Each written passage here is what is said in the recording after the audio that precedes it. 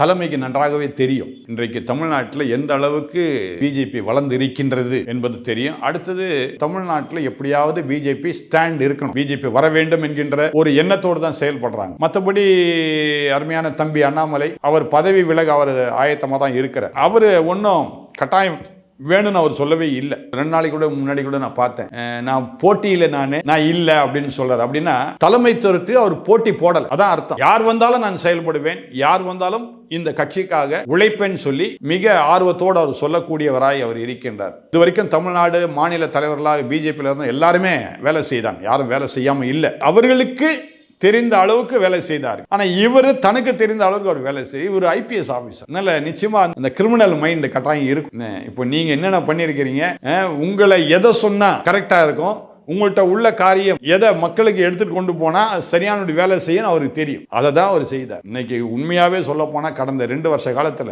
திமுக இருக்கட்டும் இல்ல மற்ற கட்சிகளா இருக்கட்டும், அந்த தலைமைத்துவத்தில் இருக்கிறவங்க எங்கெங்க மோசடி பண்ணார்கள் என்று கரெக்டா புள்ளி விவரத்தை சொன்னது அருமையான தம்பி அண்ணாமலை மட்டும்தான். அதற்கு காரணம் அவருடைய போலீஸ் ட்ரைனிங். சோ அந்த ட்ரைனிங் இந்த தலைமையை சரியானபடி வழி நடத்தியது. அதனால் கட்சி வளர்ந்தது. அதனால தொடர்ந்து அவருக்கு மற்றும் ஒரு முறை வாய்ப்பு கொடுத்தால் நலமாய் இருக்கும் என்று என்னுடைய கருத்து.